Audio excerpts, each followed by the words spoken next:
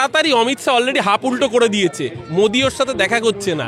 এই লোকসভায় 18 থেকে 12-তে নামানোর পর ওকে হাফ উল্টো করে দিয়েছে, বিধানসভার পরে ফুল উল্টো করে ওকে ওর দল বিজেপি ঝোলাবে।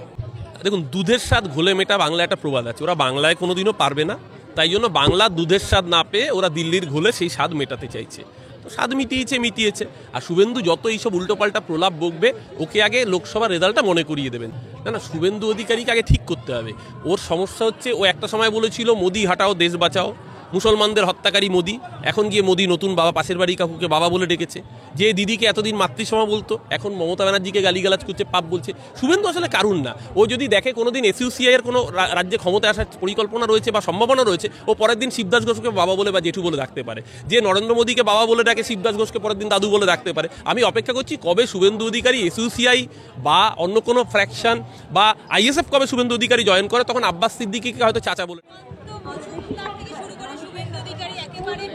আনন্দে উল্লসিত যে দিল্লি যদি পারে তাই 2026-এ পশ্চিমবঙ্গে বাঘের থাবা বসাবে বিজেপি। দেখুন, দুধের স্বাদ ঘোলে মেটা বাংলা একটা প্রবাদ আছে, ওরা বাংলায় কোনোদিনও পারবে না, তাই জন্য বাংলার দুধের স্বাদ না পেয়ে ওরা দিল্লির ঘোলে সেই স্বাদ মেটাতে চাইছে। তো স্বাদ মিটিয়েছে। আর শুভেন্দু যত এইসব উল্টোপাল্টা প্রলাপ বকবে, ওকে আগে লোকসভার রেজাল্টটা মনে করিয়ে দেবেন। যে দিলীপ ঘোষের সময় 2 থেকে 18 হয়েছিল, শুভেন্দু দায়িত্ব নিয়ে 18 থেকে 12-তে নামিয়েছে। শুভেন্দুর হাতে যদি বিজেপি থাকে, আমরা নিশ্চিন্ত পরের বার তৃণমূল 250, বিজেপি বিরাট অপোজিশনের পথটাও থাকবে না। তাই শুভেন্দু যত এইসব পাগলের প্রলাপ বকবে, বাংলার মানুষের জন্য ভালো। যত ওরা 100 দিনের টাকা, আবাসের টাকা আটকে রাখবে, মমতাদির সরকার নিজে কষ্ট করে হলো গরিব মানুষের হাতে সেই বেনিফিট পৌঁছে দেবে, তত বাংলার মানুষ আরও বেশি করে তৃণমূল কংগ্রেস মমতা বন্দ্যোপাধ্যায়ের পাশেই থাকবেন। না, শুভেন্দু অধিকারীকে আগে ঠিক করতে হবে। ওর সমস্যা হচ্ছে, ও একটা সময় বলেছিল মোদি হাটাও দেশ বাঁচাও, মুসলমানদের হত্যাকারী মোদি, এখন গিয়ে মোদি নতুন বাবা, পাশের বাড়ি কাকুকে বাবা বলে ডেকেছে। যে দিদিকে এতদিন মাতৃসভা বলতো, এখন মমতা ব্যানার্জিকে গালিগালাজ করছে, পাপ বলছে। শুভেন্দু আসলে কারণ না। ও যদি দেখে কোনোদিন এসইউসিআই এর কোনো রাজ্যে ক্ষমতায় আসার পরিকল্পনা রয়েছে বা সম্ভাবনা রয়েছে, ও পরের দিন শিবদাস ঘোষকে বাবা বলে বা জেঠু বলে ডাকতে পারে। যে নরেন্দ্র মোদীকে বাবা বলে ডাকে, শিবদাস ঘোষকে পরের দিন দাদু বলে ডাকতে পারে। আমি অপেক্ষা করছি কবে শুভেন্দু অধিকারী এসইউসিআই বা অন্য কোনো ফ্র্যাকশন বা আইএসএফ কবে শুভেন্দু অধিকারী জয়েন করে, তখন আব্বাস সিদ্দিকীকে হয়তো চাচা বলে ডাকতে পারে। আমি অপেক্ষা করে থাকবো কবে শুভেন্দু আইএসএফ বা এসইউসিআই জয়েন করে, সেই দিকে তাকিয়ে থাকবো। শেষ প্রশ্নে যাব, কুম্ভ মেলায় বড় করে হোর্ডিং, সেখানে দেশের প্রধানমন্ত্রী একজন দলিতকে পায়ে জল দিয়ে ধুয়ে দিচ্ছে।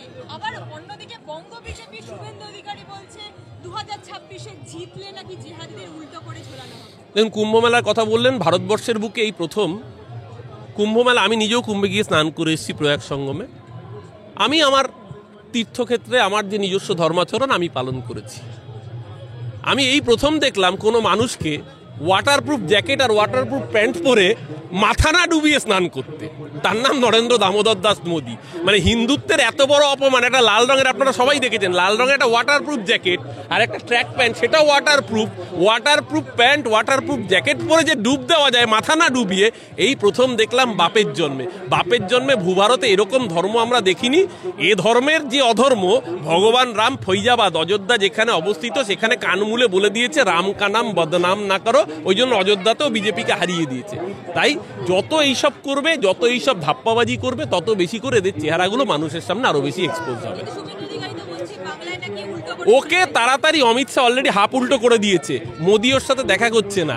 এই লোকসভায় 18 থেকে 12-তে নামানোর পর ওকে হাফ উল্টো করে দিয়েছে, বিধানসভার পরে ফুল উল্টো করে ওকে ওর দল বিজেপি ঝোলাবে।